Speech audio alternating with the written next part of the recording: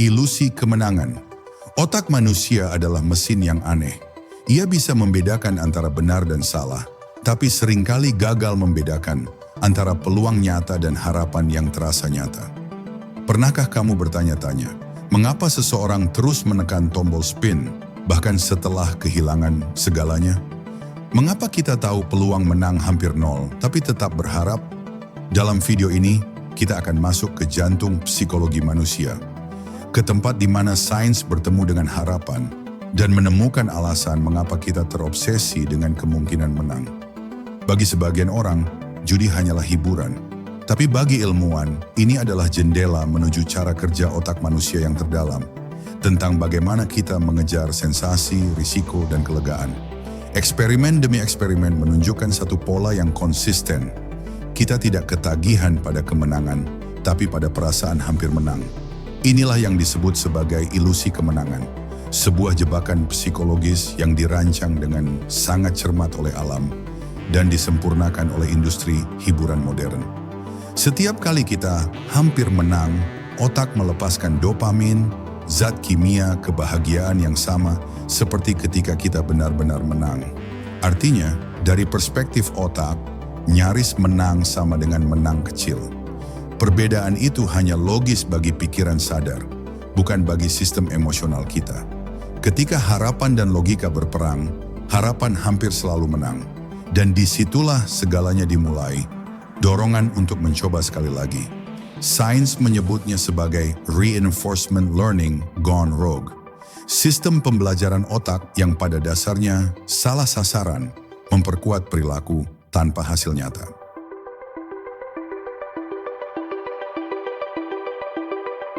Dopamin dan harapan. Dopamin bukanlah zat kebahagiaan seperti yang sering kita kira. Ia bukan hadiah yang muncul setelah kita menang, tapi sinyal kemungkinan hadiah.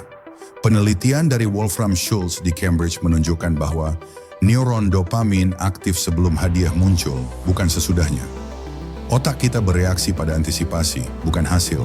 Eksperimen itu dilakukan pada monyet yang diberi jus setiap kali menekan tuas.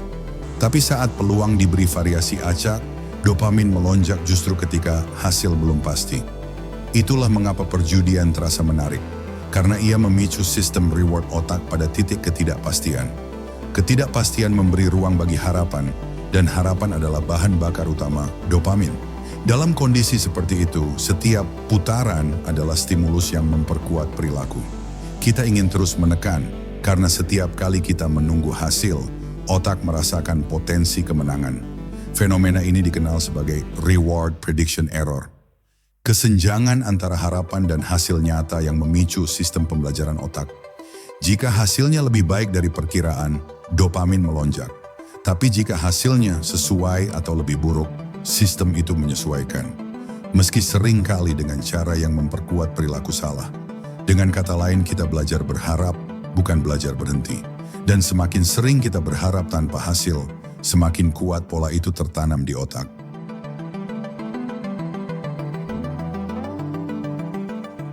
Paradoks harapan, the near miss effect.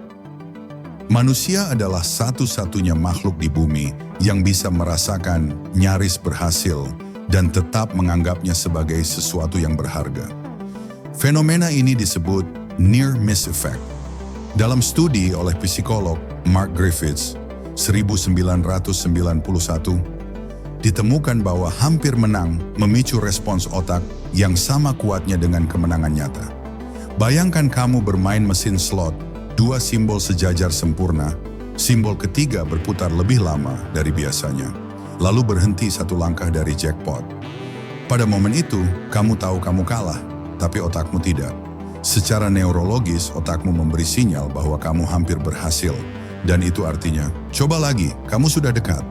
Masalahnya, dekat tidak berarti menang.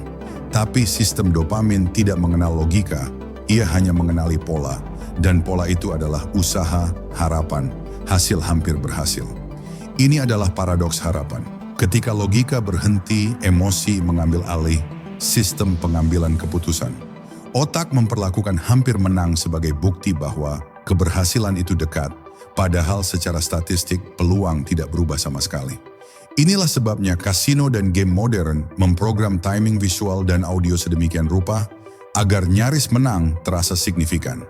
Dan semakin sering kita nyaris menang, semakin dalam sistem otak memperkuat ilusi itu, bahwa keberuntungan sedang membentuk pola, padahal yang sebenarnya terbentuk hanyalah ketergantungan psikologis.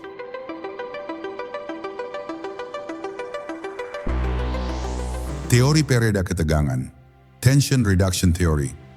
Tidak semua orang berjudi untuk menang, banyak yang melakukannya untuk merasa lega. Psikolog Alan Marlatt dan Lee Rosenau pada tahun 1980 memperkenalkan konsep yang disebut tension reduction theory, teori pereda ketegangan. Teori ini berangkat dari premis sederhana. Perilaku adiktif seringkali bukan tentang mencari kesenangan, tetapi tentang menghindari ketidaknyamanan. Dalam konteks perjudian, tindakan menekan tombol atau melempar dadu menjadi bentuk pelarian emosional dari stres, rasa gagal, atau tekanan hidup. Setiap kali seseorang berjudi, dopamin yang dilepaskan tidak hanya menciptakan rasa senang, tapi juga menekan sinyal stres di otak, khususnya pada amigdala, pusat kendali emosi negatif. Namun efek ini hanya sementara. Begitu permainan berhenti, gelombang stres itu kembali, seringkali lebih kuat dari sebelumnya. Ironinya, semakin seseorang menggunakan judi untuk melarikan diri dari stres, semakin besar stres yang muncul saat efek dopamin memudar. Inilah titik di mana perilaku menjadi siklus. Judi bukan lagi tentang menang, tapi tentang menenangkan diri dari rasa ingin berjudi. Secara neurologis, aktivitas ini menurunkan fungsi korteks prefrontal, area otak yang mengatur kontrol diri dan rasionalitas. Jadi setiap keputusan untuk bermain lagi sebenarnya bukan keputusan sadar, tapi hasil dari mekanisme penghindaran stres otomatis yang dikendalikan oleh sistem limbik.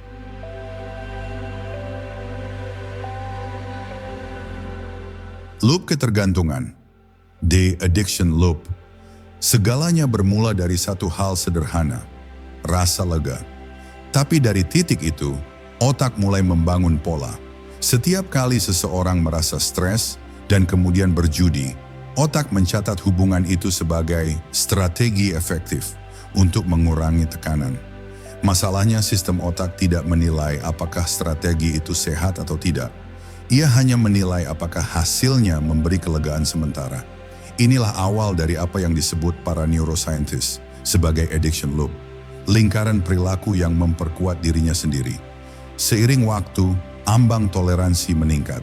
Dosis stres yang sama tidak lagi cukup memicu dopamin. Otak menuntut lebih banyak rangsangan untuk mencapai efek yang sama. Hasilnya, orang bermain lebih lama, mengambil risiko lebih besar, atau mencari bentuk permainan yang lebih ekstrem. Namun ironinya, setiap kemenangan kecil memperkuat ilusi kontrol, bahwa mereka masih bisa berhenti kapan saja. Padahal pada level biologis, kontrol itu telah berpindah tangan. Dari korteks prefrontal, logika, ke sistem limbik, emosi dan kebiasaan. Setiap kali loop ini berputar, sistem dopamin dan stres saling mengunci, menciptakan pola yang semakin sulit diputus. Pada akhirnya, perilaku judi bukan lagi tentang mencari kesenangan, tapi tentang menghindari rasa tidak nyaman yang muncul ketika tidak berjudi.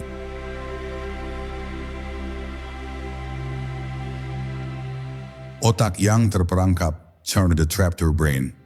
Pada titik tertentu, otak berhenti bermain untuk menang dan mulai bermain untuk bertahan.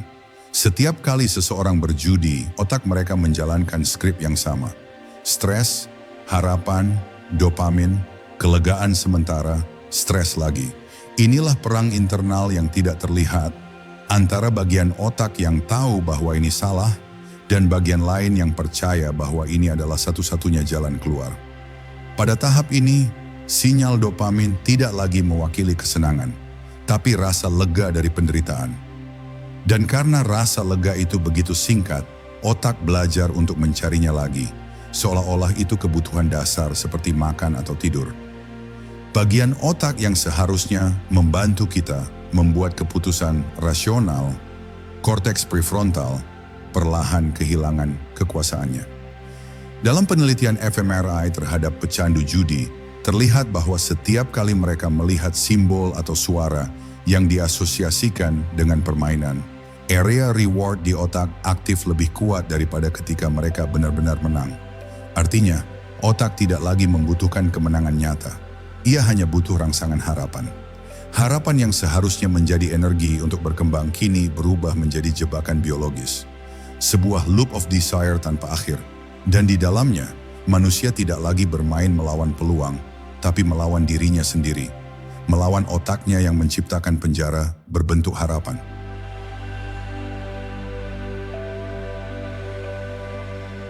Ilusi kontrol, the illusion of control. Di antara semua bias kognitif yang membentuk perilaku manusia, ilusi kontrol adalah salah satu yang paling halus dan paling berbahaya. Fenomena ini pertama kali dijelaskan oleh psikolog Ellen Langer 1975, yang menemukan bahwa manusia sering melebih-lebihkan kemampuan mereka untuk memengaruhi hasil yang acak. Dalam konteks perjudian, otak memperlakukan permainan acak seperti tantangan keterampilan. Menekan tombol dengan waktu yang tepat terasa seperti strategi, bukan kebetulan. Padahal dari sudut pandang probabilitas, tidak ada hubungan antara tindakan itu dan hasil. Tapi secara psikologis, tindakan memberi rasa kepemilikan. Kasino memahami hal ini dengan sangat baik. Mereka mendesain tombol, suara, bahkan waktu jeda putaran agar otak merasa berperan aktif. Penelitian menunjukkan bahwa semakin banyak interaksi yang diberikan kepada pemain, semakin tinggi rasa kontrol yang mereka rasakan, dan semakin lama mereka bermain. Otak manusia menyukai sebab akibat. Ketika kita menekan tombol dan sesuatu terjadi, meskipun acak, otak menandainya sebagai hubungan kausal. Namun ketika hasilnya buruk, kita cenderung menyalahkan cara menekan atau momen yang salah, bukan sistem yang acak. Inilah bentuk rasionalisasi dopaminik. Pembenaran yang muncul agar otak dapat mempertahankan sensasi kontrol, meski palsu. Pada akhirnya, ilusi kontrol bukan sekadar kesalahan berpikir. Ia adalah mekanisme psikologis yang menjaga harapan tetap hidup, bahkan ketika logika sudah lama menyerah.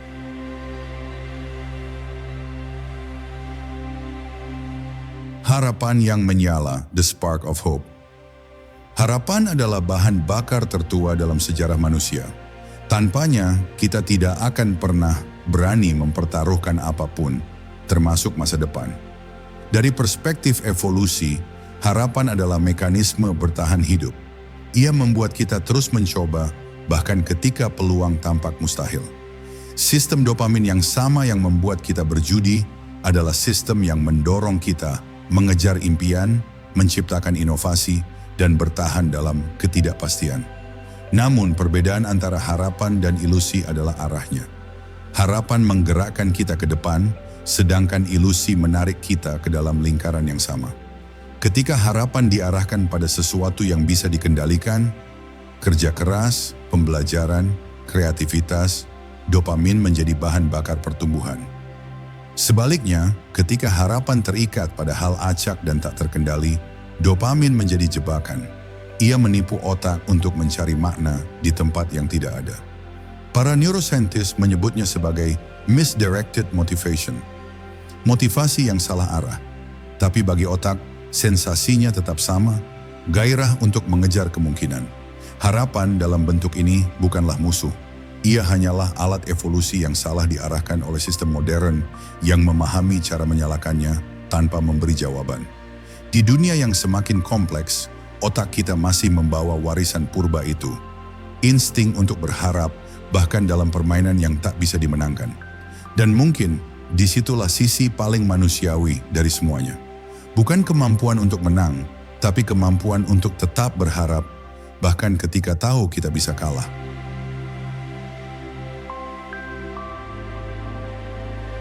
Harapan yang terkendali, in the science of self-control. Ketika kita berbicara tentang kecanduan, inti masalahnya bukan pada keinginan, tapi pada arah energi mental yang salah. Neuroscience modern menunjukkan bahwa kemampuan untuk mengendalikan dorongan bukanlah soal kemauan keras, melainkan latihan otak. Bagian otak yang berperan besar di sini adalah korteks prefrontal, pusat perencanaan, dan keputusan rasional. Dalam penelitian yang dilakukan oleh Angela Duckworth dan rekan-rekan, ditemukan bahwa self-control berkorelasi kuat dengan aktivasi area ini, terutama saat seseorang menghadapi godaan yang bersifat instan. Artinya, kita bisa melatih otak untuk menunda kepuasan, dan itu berarti mengubah cara kita berinteraksi dengan dopamin.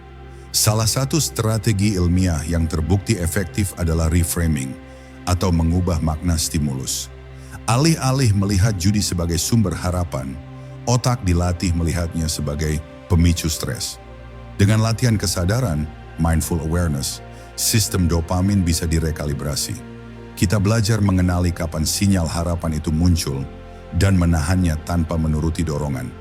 Beberapa terapi berbasis bukti seperti Cognitive Behavioral Therapy, CBT, dan Mindfulness-Based Relapse Prevention menargetkan mekanisme ini secara langsung. Pada tahap ini, kontrol bukan berarti menekan harapan, tapi mengarahkan ulang energinya. Dari mencari peluang acak menjadi membangun kemungkinan nyata. Inilah makna sejati dari harapan yang terkendali, bukan mematikan api dopamin, tetapi belajar menyalakannya untuk sesuatu yang bisa kita capai.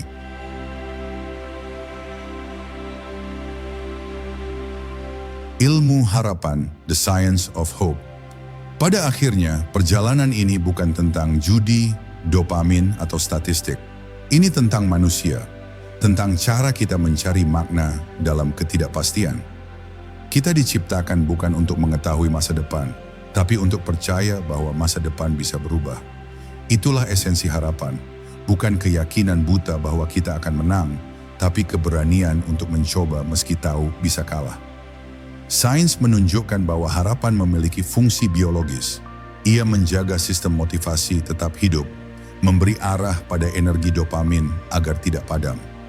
Namun sains juga mengingatkan, ketika harapan kehilangan arah, ia bisa menjadi jebakan kimia yang halus, menipu otak untuk terus berlari dalam lingkaran yang sama.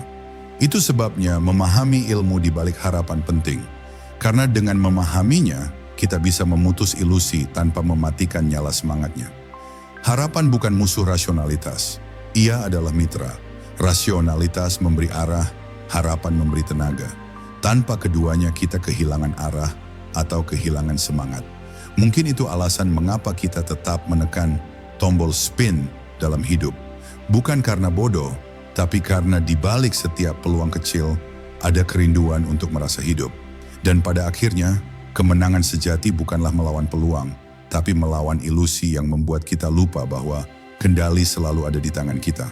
Karena sains pada titik terdalamnya bukan sekadar tentang fakta, tetapi tentang harapan yang disadari, harapan yang memahami batasnya dan tetap memilih untuk berjuang.